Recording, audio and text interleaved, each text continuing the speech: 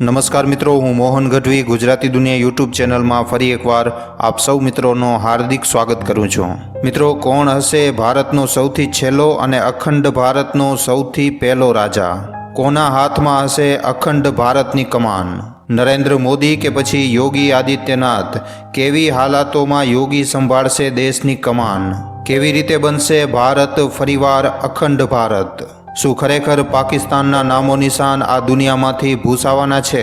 કેટલા દેશો સાથે યુદ્ધ કરશે આપણું ભારત? શું ચોથા મહાયુદ્ધમાં ભારતની હાર થશે? આ ત્રીજો વિશ્વયુદ્ધ છે કે પછી ચોથો? અને શું કહે છે ભારતના છેલ્લા રાજાના વિષયમાં ભવિષ્ય મલિકાની ભવિષ્યવાણી? મિત્રો, જો તમે પણ આ પ્રશ્નોના જવાબ જાણવા માંગો છો તો આ વિડીયોને છેલ્લે સુધી જોવા તેમજ લાઇક અને શેર કરવા ખાસ વિનંતી। અને જો તમે આ ચેનલ ઉપર પહેલી વાર આવ્યા છો તો હમણાં જ ચેનલને સબસ્ક્રાઈબ કરી લેજો। તો ચાલો આજનો આ મહત્વપૂર્ણ વિડીયો શરૂ કરીએ। મિત્રો, વર્તમાન સમયથી 500થી કરી અને 600 વર્ષ પહેલાંના ઇતિહાસને આપણે જોઈએ તો ભારતની પવિત્ર અને પ્રભુ જગન્નાથની નગરી ઉપર પંચ સખાઓનું આપણને વર્ણન મળે છે। આમાંથી મિત્રો એક સંત અચ્યુતાનંદ દાસ મહારાજજી પાસે ભવિષ્ય જોવાની દિવ્ય શક્તિ હતી અને આના જ બળબૂતા ઉપર મિત્રો એમણે હજારો ગ્રંથોની રચના કરી અને આમાંથી જ એક ગ્રંથ હતો ભવિષ્ય મલિકા।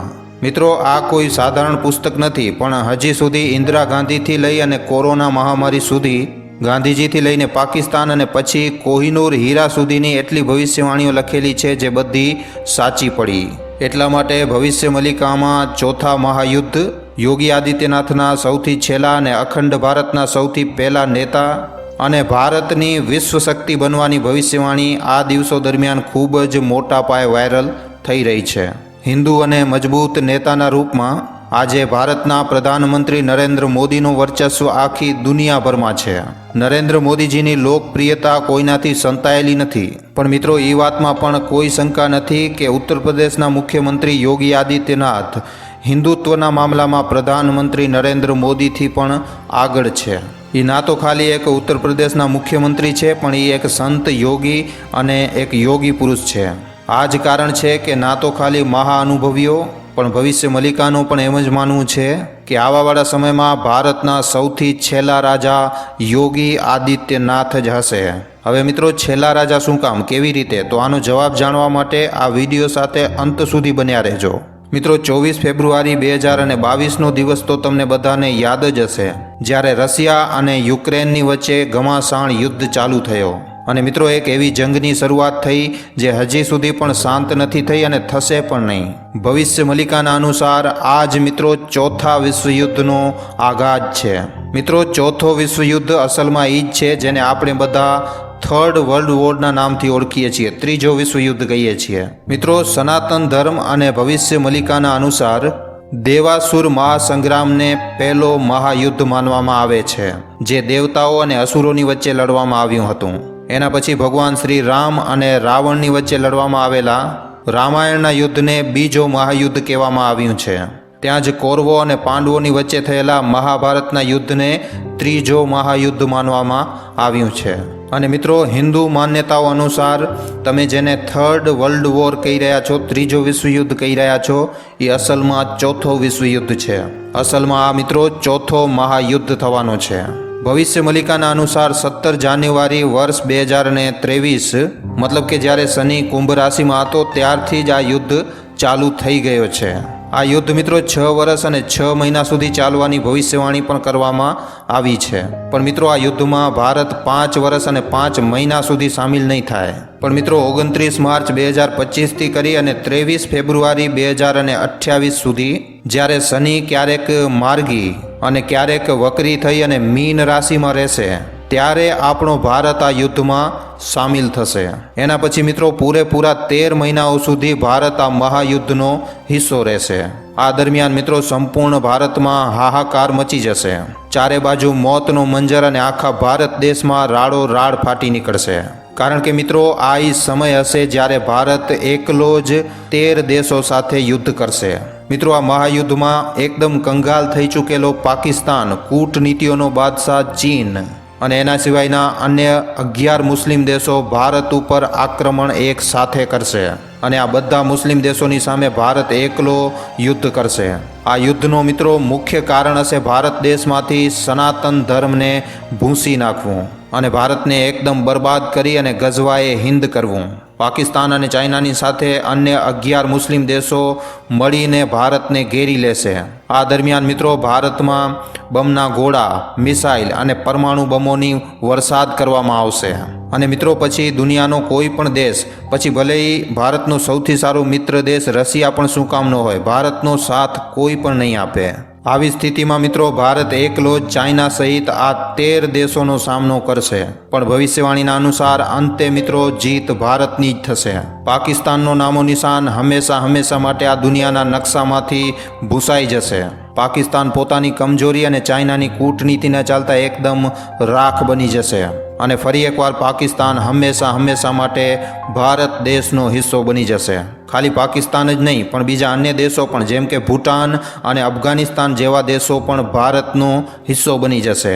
અને પ્રાચીન સમયમાં જેવી રીતે નેપાલ, ભૂટાન, અફઘાનિસ્તાન, શ્રીલંકા, માલદીવ અને મ્યાનમાર જેવા દેશોને મળાવીને અખંડ ભારત હતો, એ ફરી એકવાર ભારતથી અખંડ ભારત બની જશે. ભવિષ્ય મલિકાના અનુસાર 30 ફેબ્રુઆરી 2028થી 27 એપ્રિલ 2028 સુધી જ્યારે શનિનો ગોચર મેષ રાશિમાં થશે ત્યારે આ મહાયુદ્ધનો પૂરી રીતે અંત થઈ જશે અને ત્યારે મિત્રો આપણો ભારત દેશ જ સર્વશ્રેષ્ઠ દેશના રૂપમાં ઉભરીને આવશે. તે સમયે આખી દુનિયામાં ખાલી 111 દેશો જ બચશે અને આ બધા દેશોમાં પણ ભારત કેન્દ્ર હશે.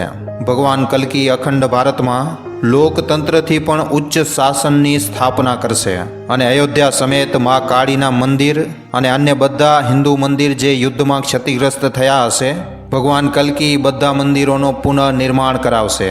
હિન્દુ ધર્મગ્રંથોના અનુસાર સમયને 4 કાળખંડોમાં વહેંચવામાં આવ્યું છે: સતયુગ, ત્રેતાયુગ, દ્વાપરયુગ અને કળિયુગ.